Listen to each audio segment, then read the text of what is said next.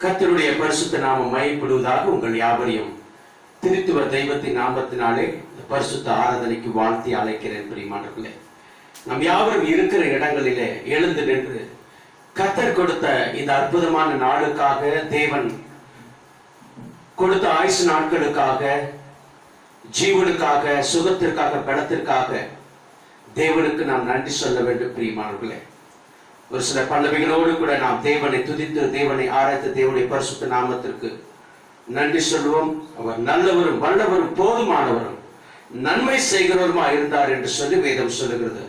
இன்னுமாய் நம்முடைய வாழ்விலே கர்த்தர் அப்படியாக இருக்கிறவர். அதனால் தேவனுக்கு நாம் நன்றி சொல்லும்படியாக நன்றி உள்ள உள்ளத்தோடு கூட அவரை துதிப்போம், ஸ்தோத்தரிப்போம். தேவாதி தேவனுடைய நாமம் மகிமைப்படுவதாக. ஓ ஜீசஸ், நன்றியால் துதிப்பாடு நம் இயேசுவை நாமாலே என்றும் பாடு. நன்றியால் துதிப்பாடு நம் இயேசுவை நாமாலே என்றும் பாடு. வல்லவர் நல்லவர் போதுமானவர், வார்த்தையில் உண்மையுள்ளவர். வல்லவர் நல்லவர் போதுமானவர், வார்த்தையில் உண்மையுள்ளவர். நன்றியால் துதிப்பாடு நம் இயேசுவை நாமாலே என்றும் பாடு. எரிகோ மாதிலும் முன்னே வந்தாலும் இயேசு உந்தன் முன்னே செல்கிறார். எரிகோ மாதிலும் முன்னே வந்தாலும் இயேசு உந்தன் முன்னே செல்கிறார். கலங்கிடாதே, திகைத்திடாதே, துதியினால் இடிந்து விழும். கலங்கிடாதே, திகைத்திடாதே, துதியினால் இடிந்து விழும். நன்றியால் துதிப்பாடு நம் இயேசுவை நாமாலே என்றும் பாடு. நன்றியால் துதிப்பாடு நம் இயேசுவை நாமாலே என்றும் பாடு. எனக்கு அருமையான தேவச்சனமே, எத்தனை எத்தனை நாவுகள் கொண்டு அவரை துதித்தாலும் அவர் செய்த நன்மைகளுக்கு, அவர் பாராட்டின இரக்கங்களுக்கு, அவருடைய கிருபைகளுக்கு, தயவுக்கு போதாது. பிரியமானவர்களே, சங்கீதக்காரன் சொல்லுகின்றார், சங்கீதம் 103, என் ஆத்துமாவே கர்த்தரை ஸ்தோத்தரி, என் முழு உள்ளமே அவருடைய பரிசுத்த நாமத்தை ஸ்தோத்தரி, அவர் செய்த சகல உபகாரங்களை ஒரு நாளும் மறந்து போகாதே என்று சொல்லி 34வது சங்கீதத்தில் நம்மை அழைக்கிறார். கர்த்தரை நான் எக்காலத்திலும் ஸ்தோத்தரிப்பேன். 3வது வசனத்தில் என்னோடு கூட கர்த்தரை மகிமைப்படுத்துங்கள், நாம் ஒருமித்து அவருடைய நாமத்தை உயர்த்துவோமாக என்று சொல்லி. ஓ ஜீசஸ், உம்மை உயர்த்தி உயர்த்தி உள்ளம் மகிழுகையா. உம்மை நோக்கி பார்த்து என் இதயம் துள்ளுதையா.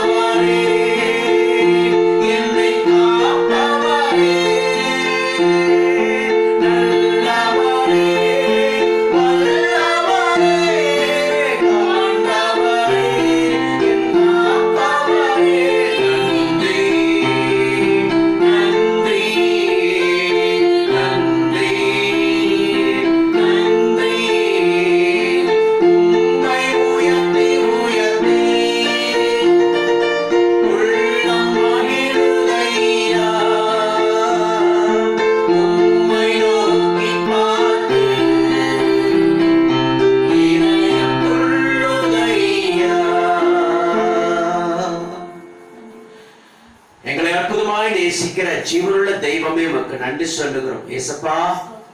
உம்மை உயர்த்தி உம்மை உயர்த்தி உம்மை உயர்த்தி எங்களை உள்ளமெல்லாம் மகிழுது ஆண்டவரே.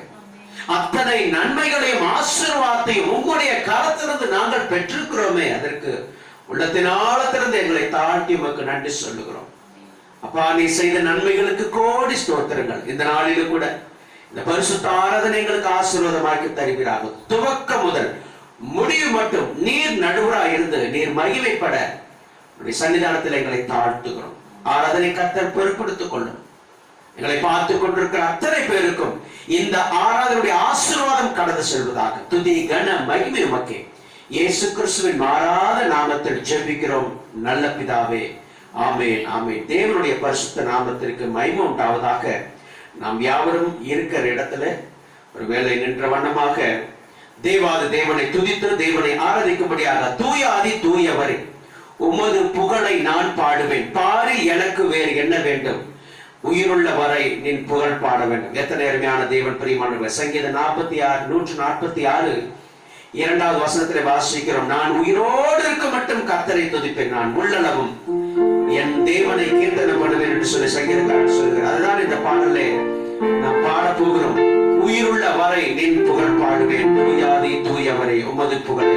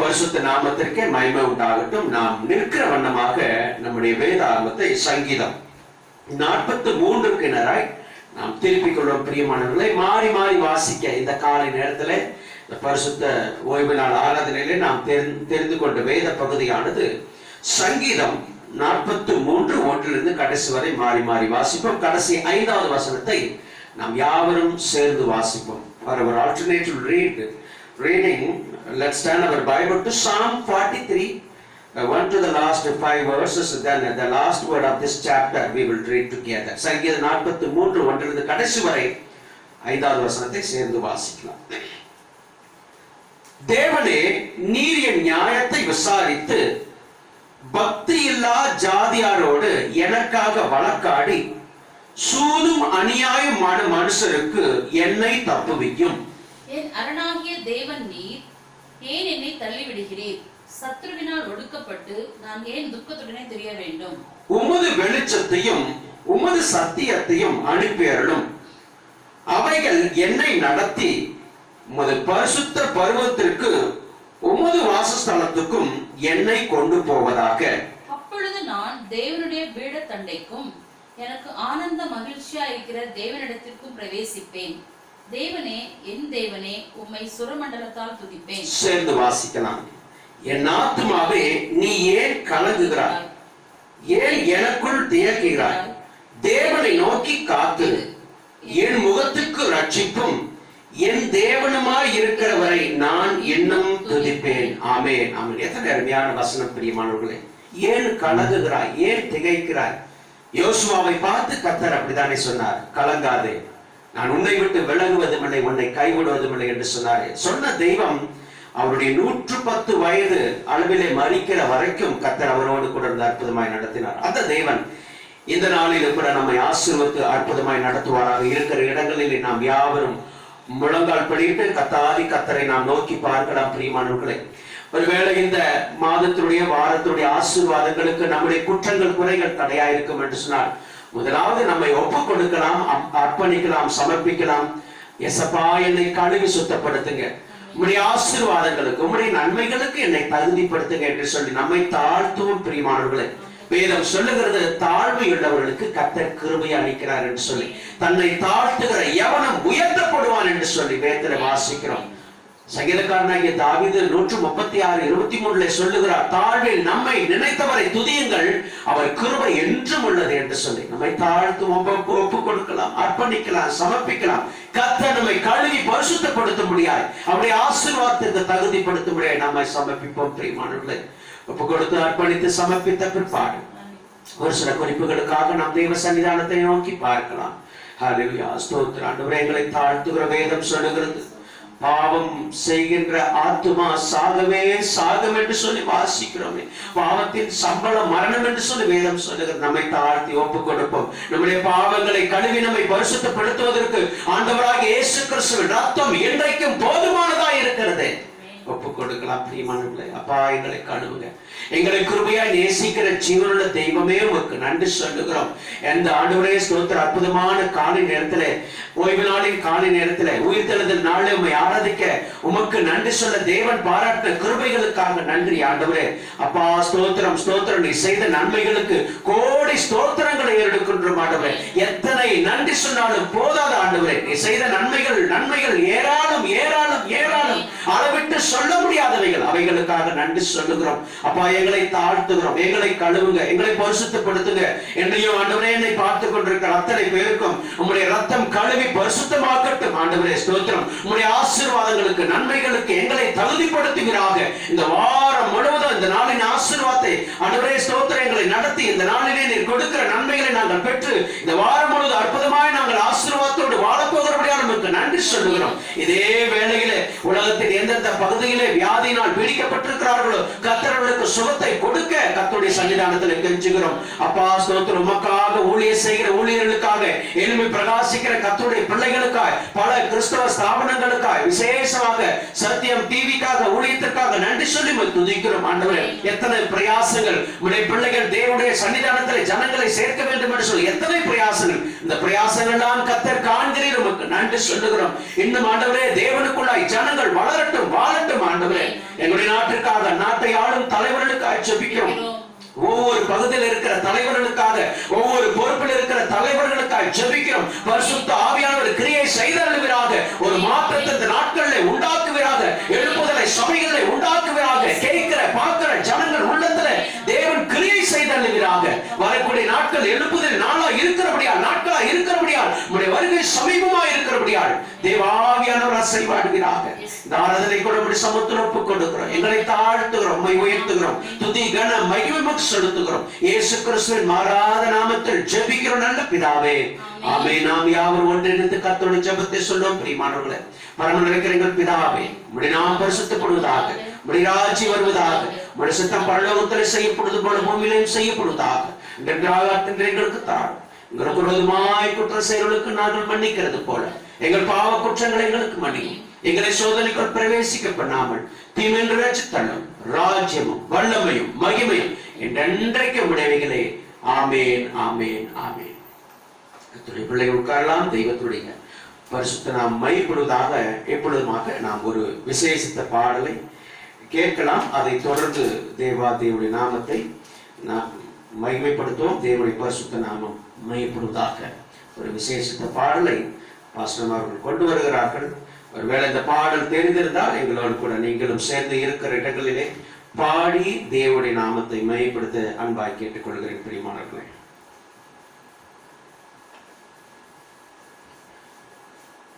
thank you Jesus.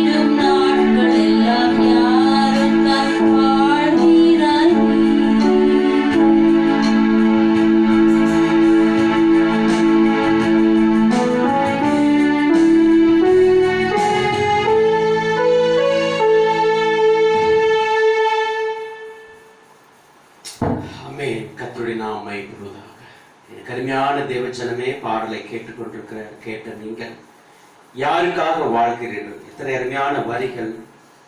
யாருக்காக நீங்கள் வாழ்ந்து கொண்டிருக்கிறீர்கள்? என்ன செய்ய போகிறீர்கள் தேவனுக்காக என்பதுதான் இந்த நாளிலே கேள்வி. தேவனை நாம் மயப்படுவதாக தொடர்ந்து கர்த்தர் பாடல் மூலமாக, வார்த்தைகள் நிமித்தமாக, வசனங்களோடு கூட உங்களோடு கூட தேவன் பேசிக் கொண்டிருக்கிறார். கர்த்தர் உங்களை ஆசீர்வதிக்கட்டும். இப்பொழுதுமாக இந்த நாளின் செய்திக்கான ஆதாரமான வேத பகுதியை நாம் வாசிக்க கேட்போம். கர்த்தருடைய பிள்ளைகள் தமிழிலும் ஆங்கிலத்திலும் வந்து வாசிக்கிறார்கள். எங்களோடு கூட வேத வைத்திருக்கிறவர்கள் இந்த பகுதிக்கு நேராய் திருப்பிக் கொள்ள அன்பாய் கேட்டுக்கொள்கின்றேன். வேத பகுதியை நாம் வாசிக்க கேட்போம். அப்போஸ்தலருடைய நடபடிகள் 3ஆம் அதிகாரம் வசனம் 12ஆம் வசனம் முதல் 18ஆம் வசனம் வரை வாசிக்க கேட்போம். அப்போஸ்தலர் 3ஆம் அதிகாரம் வசனங்கள் 12 தொடங்கி 18 வரை. அப்போஸ்தலர் 3. பேதுரு அதை கண்டு ஜனங்களை நோக்கி, இஸ்ரவேலரே, இதை குறித்து நீங்கள் ஆச்சரியப்படுகிறது என்ன? நாங்கள் எங்கள் சுய சக்தியினாலாவது எங்கள் சுய பக்தியினாலாவது இவனை நடக்க பண்ணினோம் என்று நீங்கள் எங்களை நோக்கி பார்க்கிறது என்ன? ஆபிரகாம், ஈசாக்கு, யாக்கோபு என்பவர்களுடைய தேவனாகிய உம்முடைய பிதாக்களின் தேவன் தம்முடைய பிள்ளையாகிய இயேசுவை மகிமைப்படுத்தினார். அவரை நீங்கள் ஒப்பு கொடுத்தீர்கள். பிலாத்து அவரை விடுதலையாக்க தீர்மானித்த போது அவனுக்கு முன்பாக அவரை மறுதலித்தீர்கள். பரிசுத்தமும் நீதியும் உள்ளவரை நீங்கள் மறுதலித்து, கொலை பாதகனை உங்களுக்காக விடுதலை பண்ண வேண்டும் என்று கேட்டு ஜீவாதிபதியை கொலை செய்தீர்கள். அவரை தேவன் மரித்தோரிலிருந்து எழுப்பினார். அதற்கு நாங்கள் சாட்சிகளாய் இருக்கிறோம். அவருடைய நாமத்தை பற்றும் விசுவாசத்தினாலே அவருடைய நாமமே நீங்கள் பார்த்து அறிந்திருக்கிற இவனை பலப்படுத்தினது. அவரால் உண்டாகிய விசுவாசமே உங்கள் எல்லாருக்கும் முன்பாக இந்த சர்வாங்க சுகத்தை இவனுக்கு கொடுத்தது. சகோதரரே, நீங்களும் உங்கள் அதிகாரிகளும் அறியாமையினாலே இதை செய்தீர்கள் என்று அறிந்திருக்கிறேன். கிறிஸ்து பாடுபட வேண்டும் என்று தேவன் தம்முடைய தீர்க்கதரிசிகள் எல்லாருடைய வாக்கினாலும் முன் அறிவித்தவைகளை விதமாய் நிறைவேற்றினார் என்பதே. கர்த்தர் தாமே இந்த வசனங்களை நமக்கு ஆசீர்வாதமாக்கி கொடுப்பாராக. ஆமென். ஆமென்.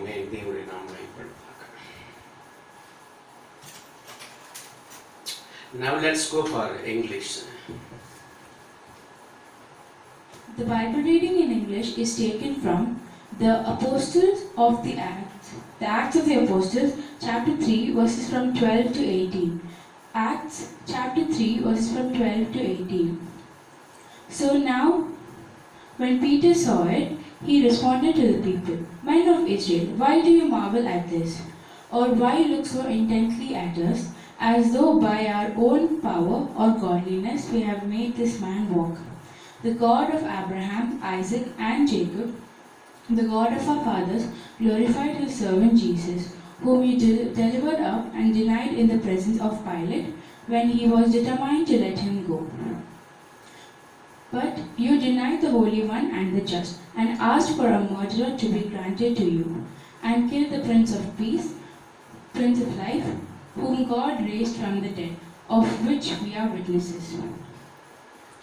And his name, through faith in his name, has made this man walk, whom you see and know. Yes, the faith which comes through him has given this perfect soundness in the presence of you all. Yet now, brethren, I know that you did it in ignorance, as did also your rulers. But those things which God foretold by the mouth of all his prophets, that the Christ would suffer, has now fulfilled. May God bless his first. Amen. Amen. தேவனுடைய பரிசுத்த நாமம் மகிமைப்படுவதாக. தேவாதி தேவனுக்கு, ஜீவனுள்ள தெய்வத்திற்கு மகிமை உண்டாகட்டும். ஒரு முறை கூட அருமையான வேத பகுதி வாசித்த கர்த்தருடைய பிள்ளைகளுக்கு நன்றியை தெரிவிப்பதோடு கூட இந்த ஆராதனையில பங்கு பெற்றிருக்கிற அத்தனை பேருக்கும், உங்கள் யாவருக்கும் தெய்வ ஆசீர்வாதம் உங்களோடு கூட நடத்திட்டு பிரியமானவர்களே, நம் கண்களை மூடி தேவனுடைய சன்னிதானத்தை நோக்கி பார்க்கலாம். தேவன் கொடுத்த இந்த அற்புதமான வேத பகுதிக்கு சிறிது நேரம் கர்த்தருடைய வேத வசனத்தை நாம் தியானிக்க போகிறோம். ஜெபிக்கலாம். ஜீவனுள்ள தெய்வமே, உங்களுக்கு நன்றி சொல்லுகிறோம். அருமையான ஆண்டவரே, ஓய்வு நாளிலே, உயிர்த்தெழுந்த நாளிலே, இந்த காலை நேரத்தில் துதிப்பதற்கு, இப்படி நாமத்தை மையப்படுத்துவதற்கு இவ்வளவு நேரமாக நாங்கள் பாடினோம், வேதத்தை வாசித்தோம். விசேஷமான ஒரு பகுதிக்காக வந்திருக்கிறோம் ஆண்டவரே. கர்த்தர் எங்களோடு நம்முடைய வார்த்தைகளை கொண்டு பேசுகிற ஆண்டவரே அற்புத செயலுக்கு எங்களை தாழ்த்துகிறோம். தேவன் இடைப்படுவீராக. அடியானை மறைத்து உடைய பிள்ளைகள் மத்தியில் வெளிப்படும். துதி கன மகிமைக்கு செலுத்துகிறோம். வாசித்த வேத வசனத்திற்காக நன்றி சொல்லுகிறோம். அந்த பகுதியிலிருந்து நீர் கொடுக்கிற ஆலோசனைகளுக்காக நன்றி. துதி கன மகிமை நமக்கு இயேசு கிறிஸ்துவின் மாறாத நாமத்தில் ஜெபிக்கிறோம் நல்ல பிதாவே. ஆமென் ஆமென். கர்த்தருடைய பரிசுத்த நாமம் மகிமைப்படுவதாக. மீண்டுமாக உங்களை வாழ்த்துகின்றேன் பிரியமானவர்களே. தொடர்ந்து நாம் நம்முடைய கூடாரத்தில் இருந்தாலும் கூட அதிகமாக வேத வசனத்தை வாசிக்க, ஜெபிக்க, தேவனோடு கூட இன்னும் அதிகமாய் உறவு வைத்துக் கொள்ள தேவன் நமக்கு அற்புதமான கிருபையை கொடுத்திருக்கிறார், ஸ்லாக்கியம் தந்திருக்கிறார். அதற்காக நாம் தேவனுக்கு நன்றி சொல்ல கடமைப்பட்டவர்களாக இருக்கின்றோம்.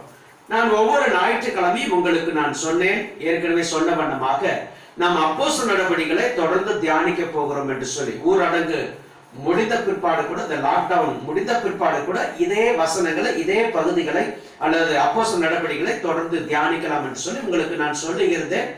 அவனமாக 1வது அதிகாரம், 2வது அதிகாரம், 3வது அதிகாரத்தை நாம் தியானித்திருக்கின்றோம்.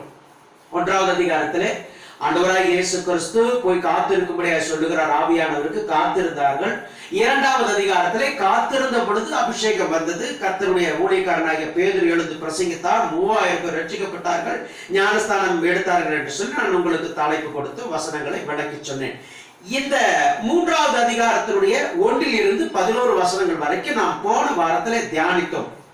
பிறந்ததில் இருந்தே சப்பானியா இருந்த மனிதன் இதுவரைக்கும் ஒரு நாளும் தேவனுடைய ஆலயத்திற்கு வந்தது கிடையாது. வருகிற போகிற, உள்ளே போகிற வெளியே வருகிற ஜனங்களிடத்துல பிச்சை கேட்டுக் கொண்டிருந்தான். தேவனுடைய மகிமையை பார்க்காதபடிக்கு, பார்க்க முடியாதபடிக்கு வெறும் மனிதனுடைய ஆசீர்வாதங்களை, மனிதனுடைய நன்மைகளை பெற்றுக் கொண்டிருந்தான். தெய்வத்தினுடைய நன்மை அதுவரைக்கும் பெற முடியாத ஒரு மனிதன். ஆனால் பேதுருவும் யோவானையும் கர்த்தர் அபிஷேகத்தபடினாலே அவர்களை கொண்டு தெய்வத்துடைய ஆசீர்வாதங்களை பார்க்கும்படியாக தேவனுடைய ஆலயத்திற்கு உள்ளே அழைத்து செல்ல கர்த்தர் அவர்களை கொண்டு அற்புதம் செய்ததை குறித்து நாம் வேதாகமத்தில் வாசித்தோம். இன்னும் ஆவிக்குரிய ரகசியங்கள் வேதாகமத்தில் இந்த பகுதி இன்னும் அதிகமாக அடங்கி இருக்கிறது. நாம் ஓரலாக இந்த பகுதியை நாம் தியானித்து போகின்றோம். ஒருவேளை இன்னும் கர்த்தருக்கு சுத்தமானால் வரக்கூடிய நாட்கள் இன்னும் அதிகமாய் தியானிக்கலாம். இந்த நாளிலே 12வது வசனத்திலிருந்து, அதே 3வது அதிகாரம் 12வது வசனத்திலிருந்து பின்பதாக முடிகிற 26வது வசனம் வரைக்கும் அதிகமாக ரொம்ப டீப்பா கிடையாது, ஓரளவுக்கு நாம் ஓரலாக இதை கூட பார்க்கலாம். கர்த்தர் என்ன ஆவிக்குரிய ரகசியங்களை உள்ளே வைத்திருக்கிறார், இந்த பகுதி நிமித்தமாய் தேவன் இந்த நாளிலே நமக்கு கொடுக்கிற நன்மை என்ன, ஆசீர்வாதம் என்ன என்பதை குறித்து இந்த நாளிலே நாம் தியானிக்கலாம் பிரியமானவர்களே. சரி, வைத்திருக்கிறவர் வேதாமத்தை வைத்திருக்கிறவர் மீண்டுமாக அந்த பகுதிக்கு நேராக உங்களுடைய வேதாமத்தை திருப்பிக் கொள்ளுங்கள். 3வது அதிகாரம் 12வது வசனத்தை நாம் வாசிக்கலாம். எடுத்தவர்கள் பேதுரு அதை கண்டு இப்ப இந்த சம்பவத்தை நீங்க பார்க்கணும். பேதுரு முன்பதாக நடந்த சம்பவத்தை ஜனங்கள் பார்க்கிறார்கள். இந்த பிறவி சப்பானி சுகம் பெற்றதை, அவன் எழுந்து நடந்து தேவனை துதித்து தேவனுடைய நாமத்தை மேம்படுத்துகிறதை உள்ளே இருக்கிற தேவனுடைய ஆலயத்தில் இருக்கிறவர்கள் பார்த்து ஆச்சரியப்படுகிறார்கள். எனக்கு அருமையான தேவ ஜனமே, நம்முடைய வாழ்விலே கூட அநேக சமயத்திலே கர்த்தர் செய்கிற நன்மைகளை, நமக்கு தேவன் பாராட்டுகிற கிருபைகளை புறஜாதிகள் பார்க்கிற பொழுது ஆச்சரியப்படுவார்கள். அப்படிதான் கர்த்தர் நம்மை வைத்திருக்கிறார். வாசிங்கள். பேதுரு அதை கண்டு, ஜனங்களை பார்த்து, ஜனங்கள் ஆச்சரியப்படுகிறதை கண்டு ஜனங்களை நோக்கி, இஸ்ரவேலரே, இதை குறித்து நீங்கள் ஆச்சரியப்படுகிறது என்ன? நாங்கள் எங்கள் சுய சக்தியினாலாவது எங்கள் சுய பக்தியினாலாவது இவரை நடக்க பண்ணினோம் என்று நீங்கள் எங்களை நோக்கி பார்க்கிறது என்ன? சரி, நல்ல முதலாவது நம்பர் 1. இதிலேயே இந்த 1வது வசனத்தில் அநேக காரியங்களை பேதுரு கற்றுக் கொடுக்கின்றார். ஒன்று, தன்னை தாழ்த்துகிறார். கருமையான தேவஜனமே, சின்ன ஒரு அற்புதம் நடந்தா போது, இன்னைக்கு ஏதாவது ஒரு ஊழியக்காரன், ஒரு விசுவாசியோ அல்லது எவாஞ்சலிஸ்டோ யார் நிமித்தமாக அற்புதம் நடைபெற்றால் பெரிய பேனர்லாம் போடுறோம், பெரிய பெரிய காரியங்களை செய்கிறோம், நான் இதை செய்தேன் என்று சொல்லி. ஆனால் பேதுரு அப்படி செய்யாதபடிக்கு முதலாவதாக ஏனென்று சொன்னால், அபிஷேகம் பெற்ற மனிதன், ஆண்டவராலே நடத்தப்படுகிற மனிதன், இப்பொழுது ஒரு பெரிய அற்புதம் நடைபெற்றிருக்கிறது, பிறவி சப்பானி எழுந்து நடக்கிறான், ஜனங்கள் ஆச்சரியப்படுகிறார்கள். பேதுரு சொல்லுகிறது, நாங்கள் இதை செய்யவில்லை, தேவன் இதை செய்தார், இயேசு கிறிஸ்து இதை செய்தார். உங்களாலே சிலுவையில் அறையப்பட்ட, உங்களாலே புறக்கணிக்கப்பட்ட, உங்களாலே கொலை செய்யப்பட்ட, உங்களாலே ரத்தம் சிந்தப்பட்ட ஆண்டவராகிய இயேசு கிறிஸ்து தான் இதை செய்தார் என்று சொல்லி கர்த்தரை மேன்மைப்படுத்துகிறார். இந்த நாளிலே நாம் கற்றுக்கொள்ள வேண்டிய முதல் பாடம், எல்லா காரியங்களுக்கும் தேவனை உயர்த்த கற்றுக்கொள்ள வேண்டும். ஒரு 5-6 காரியங்களை பேதுருவை எழுதியிருக்கிறேன். அதற்கு அடுத்ததாக இந்த பகுதியை நாம் மீண்டுமாக தியானிக்கலாம். ஒரு 5 காரியங்களை பாருங்க. பேதுரு தன்னை தாழ்த்தினார். தன்னை தாழ்த்துகிற பேதுரு 12வது வசனத்திலே நாம் அதை வாசிக்கிறோம். அடுத்தது 13, 22, 24வது வசனத்திலே வாசிக்கிற பொழுது முன்னோர்களை மேன்மைப்படுத்தின, முதன்மைப்படுத்தின பேதுரு என்று சொல்லி. முன்னோரை என்னைக்கும், ஏன்னா ஆபிரகாம் தேவனை கூட பாருங்க, நான் சர்வ வல்லமையுள்ள தேவன் சொல்லி இஸ்ரவேல் ஜனங்களிடத்திலே சொல்லாதபடிக்கு தேவன் சொல்லுகிறார் எப்படியாக, நான் ஆபிரகாமின் தேவனும் ஈசாக்கின் தேவன் யாக்கோபின் தேவன் என்று சொல்லுகிறார். முன்னோர்களை மேன்மைப்படுத்துகிற தேவனை மேன்மைப்படுத்துகிறார். இந்த இடத்திலே கூட பேதுரு அதை செய்கிறதை வாசிக்கிறோம். முற்பிதாக்களை, அவர்கள் வாழ்ந்த வாழ்க்கை, அவருடைய ஜீவியம், தேவனோடு கூட அவர்கள் வைத்துக் கொண்டிருந்த உறவு, ஐக்கியம் எப்பேற்பட்டது என்பதை வரிசைப்படுத்துகிறார். அதை நான் வருகிற வசனங்களை உங்களுக்கு விளக்கி சொல்லுகிறேன். தன்னை தாழ்த்தின பேதுரு, முன்னோர்களை முதன்மைப்படுத்தின பேதுரு. மூன்றாவதாக 13, 14, 15 வசனங்களை வாசிக்கிற பொழுது பாவத்தை சுட்டி காட்டின பேதுரு என்று சொல்லி. இன்னைக்கு நிறைய சபைகள்ல அநேக ஜனங்களுக்கு பாவத்தை சுட்டி காட்டுறது இல்லை. போதகரும் சரி, வாஞ்சலிஸ்டும் சரி, அநேக ஊழியக்காரர்கள் வெறும் வாக்குத்தத்த வசனங்களை மாத்திரம் கொடுத்து கொண்டிருக்கிறார்கள்.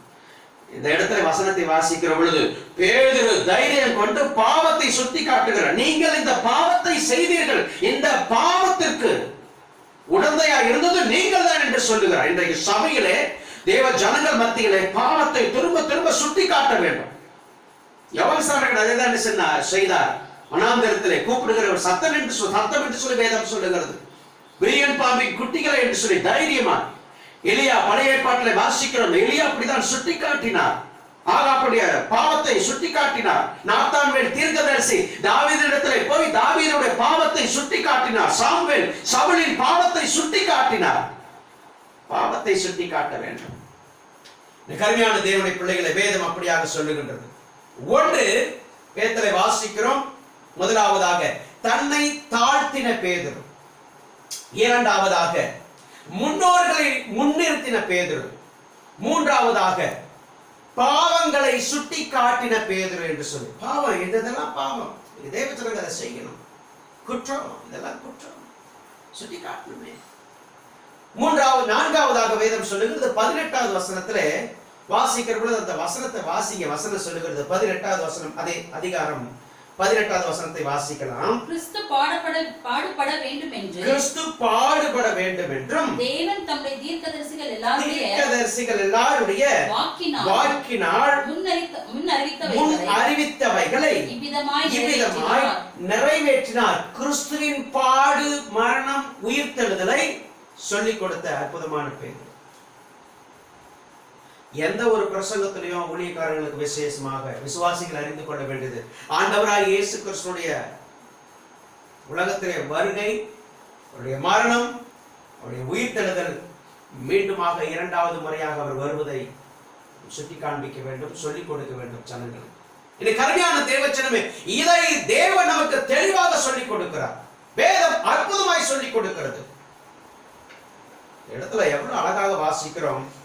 நான்காவதாக கிறிஸ்துவின் பாடு, மரணம், உயிர்த்தெழுதலை பிரசங்கித்த பேதுரு.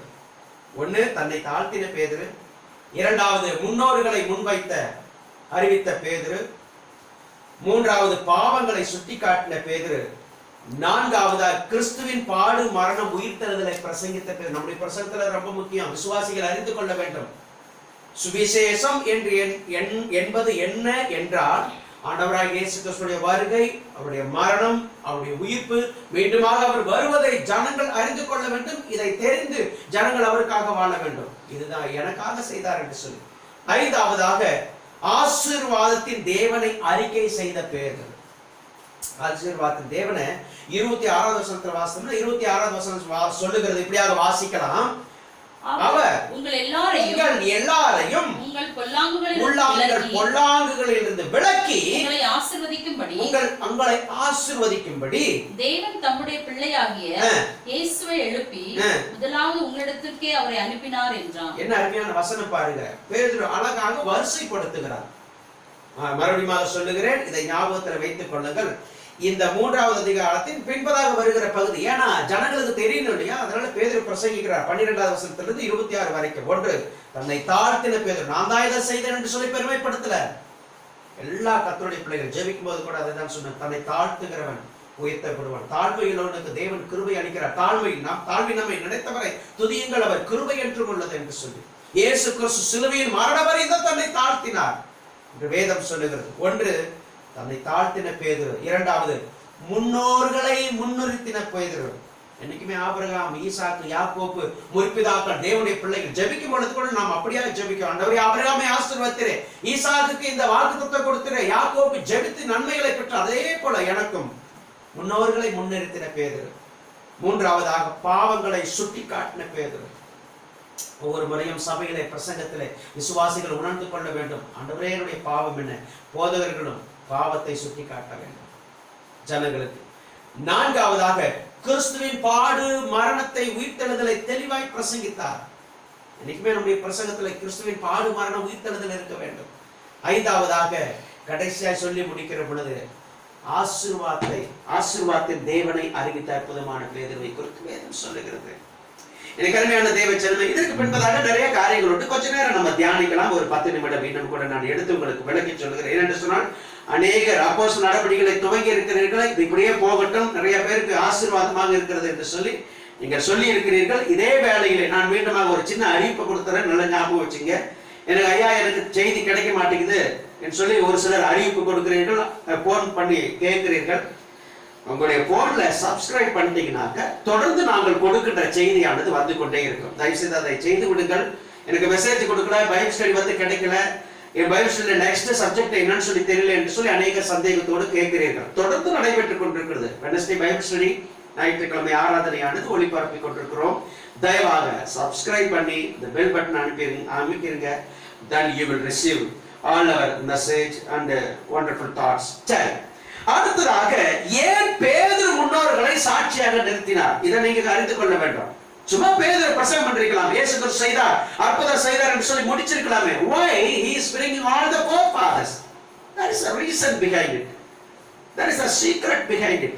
என்னன்னாக்க பாருங்க, முதலாவதாக 13வது வசனத்துல வாசிக்கிற பொழுது வாசிக்கலாம், ஆபிரகாம், ஈசாக்கு, யாக்கோபு என்பவர்களுடைய தேவனாகிய நம்முடைய பிதாக்களின் தேவன் தம்முடைய பிள்ளையாகிய இயேசுவை மகிமைப்படுத்தினார்.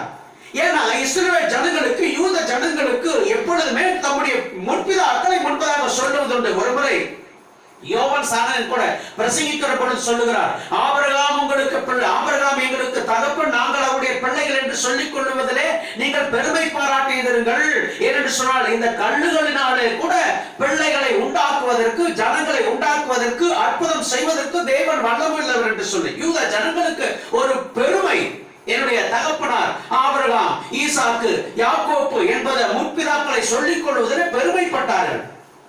ஆனால் அவருக்கு முன்பதாக இருந்தவர் ஆண்டவராகிய இயேசு கிறிஸ்து என்பதை ஜனங்கள் அறியாமல் போனார்கள். அதனால் தான் அவரை கொலை செய்தார்கள், அவரை புறக்கணித்தார்கள். இதை அப்போஸ்தலனாகிய பேதுரு முன்னிறுத்துகிறார்.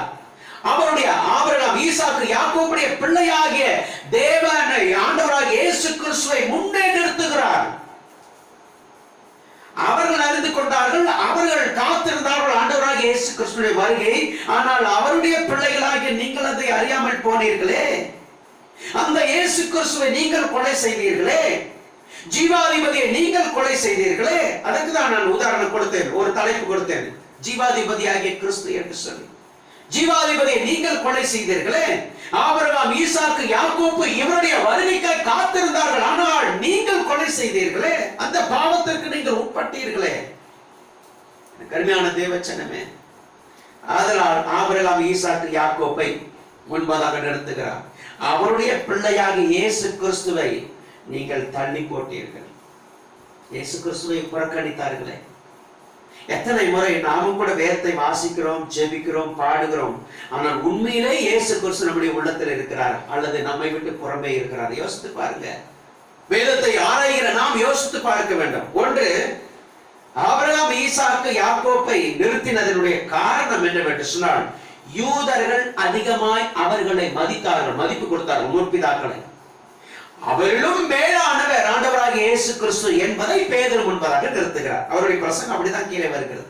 இரண்டாவதாக 22வது வசனத்திலே வாசிக்கிறோம். ஏன் அடுத்த ஒரு நபர் வாசிக்கலாம்.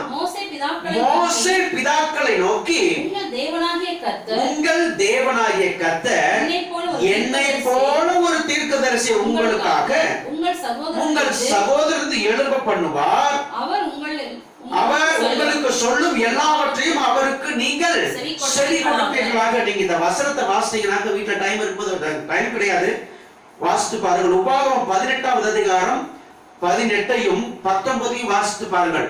மோசே ஒரு அற்புதமான தீர்க்கதரிசி. நமக்கு தெரியும் மோசேயுடைய சம்பவங்கள் யாவும் நமக்கு தெரியும். எப்படி அழைக்கப்பட்டார், எப்படி ஊழியம் செய்தார், தேவனுக்காக எப்படி வைராக்கியம் வாழ்ந்து 5 புத்தகத்துல எழுதி மரணத்தை பாராதபடிக்கு தேவனோடு கூட சேர்ந்தார். கர்த்தர் மரித்த பிற்பாடு அவரை எடுத்து அடக்கம் பண்ணார் என்று சொல்லி வேதம் சொல்லுகிறது. சரி, அது ஒரு பெரிய சப்ஜெக்ட், இன்னொரு நாள்ல நாம் தியானிக்கலாம். அப்படியே நிறைய காரியங்கள் உண்டு. மோசே ஒரு அற்புதமான ஒரு தீர்க்கதரிசி. இஸ்ரவேல் ஜனங்கள் ஒருவேளை அவருடைய சரீரம் கிடைத்திருக்கும் என்று சொன்னால் அவருடைய சரீரத்தை தெய்வமாக வைத்து வழிபடுவதற்கு ஆயத்தமாக இருந்தார்கள். அந்த அளவுக்கு ஜனங்களுக்குள்ளே, யூதர்களுக்குள்ளே, இஸ்ரவேலருக்குள்ளே மோசே ஒரு பிரதானமான தீர்க்கதரிசியாக கருதப்பட்டார். ஏன் என்று சொன்னால் விடுதலையின் நாயகர் என்று சொல்லி அவருக்கு பெயர்.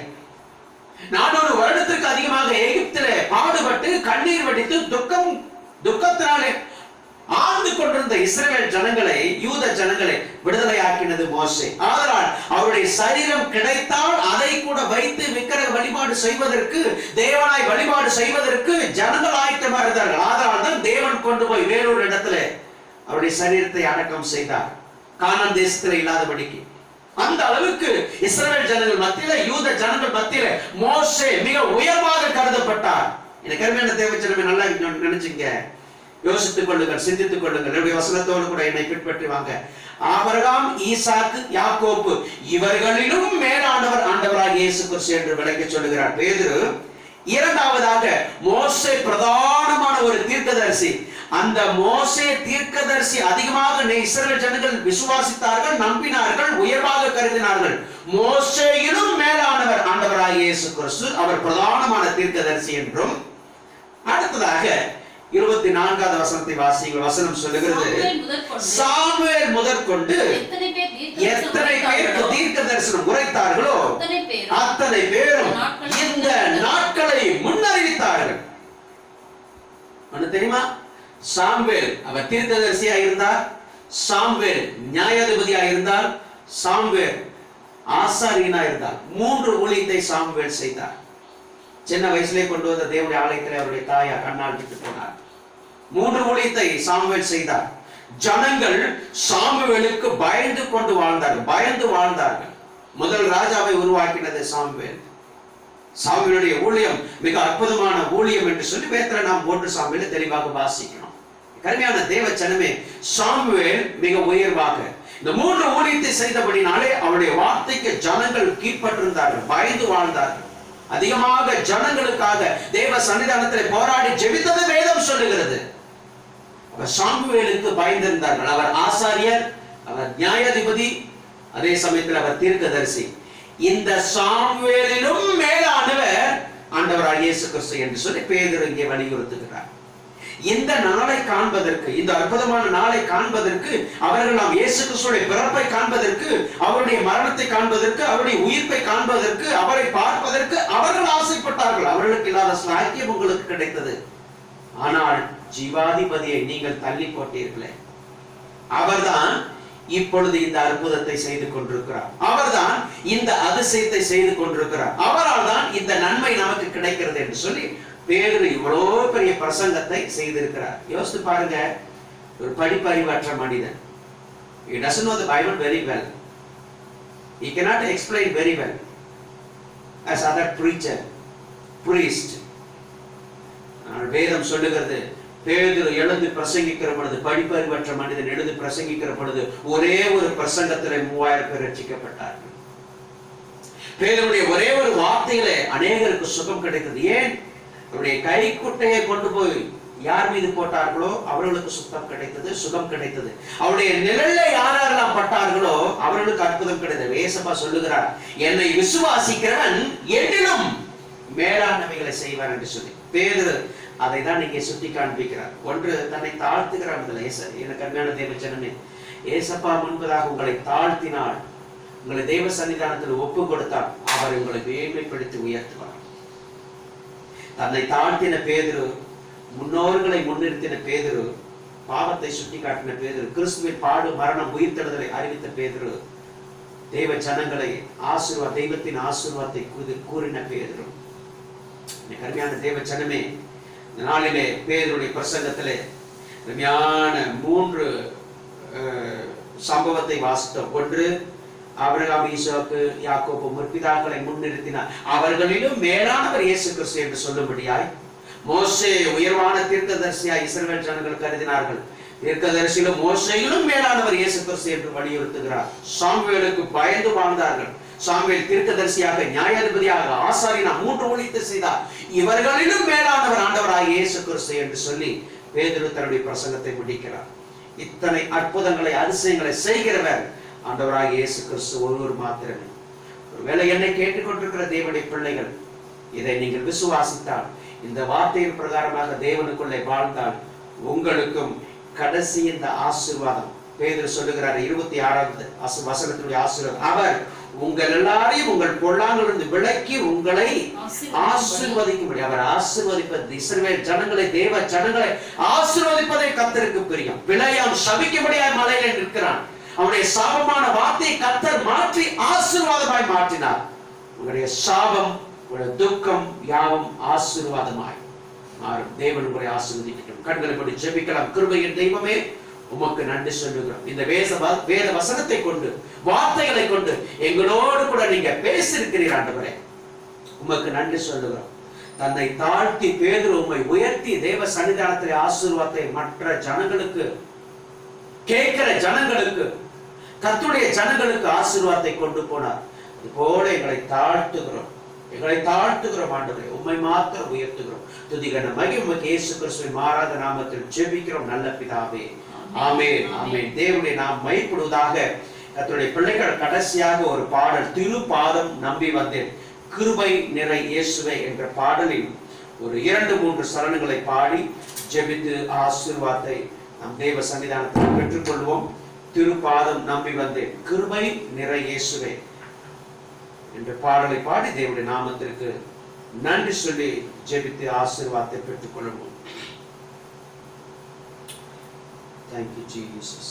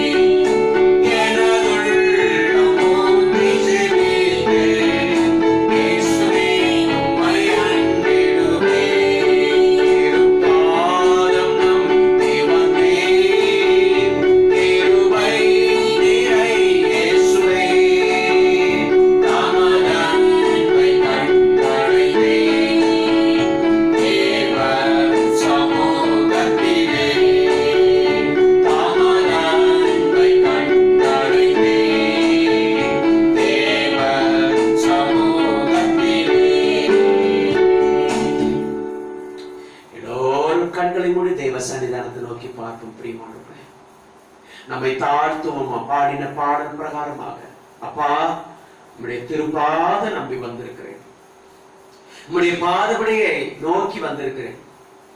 மரியாள் ஆண்டவராகிய இயேசு கிறிஸ்துவின் பாதபடியிலே அமர்ந்து அவருடைய வார்த்தை கேட்டபடினால் ஏசப்பா சொல்லுகிறார், மரியாள் தன்னை விட்டு எடுபடாத நல்ல பங்கை தெரிந்து கொண்டாள் என்று சொல்லி வண்ணமாக ஆண்டவரே உடைய திருப்பாதத்தை நம்பி வந்திருக்கிறோம் என்று சொல்லி தாழ்த்துவோம், ஜெபிக்கலாம்.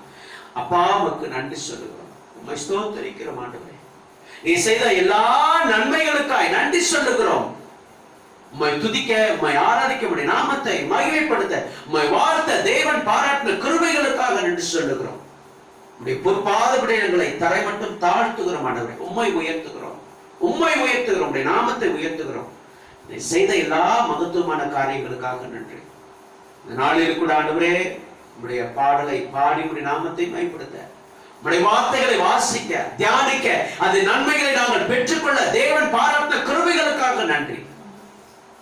எங்களோடு கூட ஜபத்திலே யார் யாரெல்லாம் கலந்து கொண்டிருக்கிறார்களோ அத்தனை பேருக்கு உடைய மாறாத ஆசீர்வாதம் செல்வதாக அற்புதமாய் நீங்க நடத்துகின்ற வாரம் முழுதும் உடைய அபிஷேக கரம் அவர்களோடு கூட நடத்தட்டும். அவர்கள் செய்கிற வேலைகள், போக்குவரத்து யாவற்றிலும் உடைய நன்மையை பெற்றுக் கொள்வார்களாக. ஆண்டவரே, மிக துரிதமாக இந்த ஊரடங்கு முடியவும், உடைய ஆலயத்திற்கு செல்லவும், எங்களுடைய வேலைகளை கவனிக்கவும் கர்த்தர்களுக்கு கிருபை பாராட்ட உடைய சன்னிதானத்தில் எங்களை தாழ்த்துகிறோம். ஏசப்பா, நீங்க பொறுப்பெடுத்துக் கொள்ளுங்க. இந்த நாட்டுக்காக மீண்டுமாய் ஜெபிக்கிறோம், தலைவர்களுக்காய், ஆளுகிற மக்களுக்காய் ஜெபிக்கிறோம். அப்பா, எங்களுடைய சபைக்காக, சபையின் தலைவர்களுக்காக ஜெபிக்கிறோம். அவர்கள் மத்தியிலே கர்த்தருடைய எழுப்புதலை உண்டாக்குகிறாக. தேவனுக்கு பயந்து வாழும்படியான கிருபையை தாங்க. விசுவாசிகளுக்குள்ளே ஒரு எழுப்புதலை உண்டாக்குகிறாக. ஊழியர்களாகிய நாங்களுடைய வசனத்தை சொல்லுகிற வண்ணமாய், உண்மையாய் அப்படியே பிரசங்கிக்க, சொல்லிக் கொடுக்க கர்த்தர் கிருபை தாங்க. எங்களை தாழ்த்துகிறோம், உயர்த்துகிறோம், துதிக நம்மையுமக்கு செலுத்துகிறோம். இயேசு கிறிஸ்துவின் மாறாத நாமத்தில் ஜெபிக்கிற நல்ல பிதாவே, என் ஆத்துமாவே கர்த்தரை ஸ்தோத்திரி, என் முழுவதுமே உடைய பரிசுத்த நாமத்தை ஸ்தோத்திரி. என் ஆத்துமாவே கர்த்தரை ஸ்தோத்திரி. கர்த்தர் செய்த சகல உபகாரங்களை மறவாதே. ஆமென். நான் உங்களை விட்டு விலகுவதும் இல்லை, உங்களை ஒரு நாளும் கைவிடுவதில்லை என்று சொன்ன ஆண்டவராகிய இயேசு கிறிஸ்துவின் கிருபையும் பிதாவாகிய தெய்வத்துடைய அன்பு பரிசுத்த ஆவியானவருடைய நடத்துதலும் நம் அனைவரோடும் என்றும் என்றும் இப்பொழுது எப்பொழுதும் சகல நாட்களும் கூட நடத்தி ஆசீர்வாதத்தை தருவதாக. ஆமென், ஆமென். அல்லேலூயா. யாவருக்கு ஸ்தோத்திரம். கர்த்தர் உங்களை ஆசீர்வதிப்பாராக. May God bless you all. Thank you so much.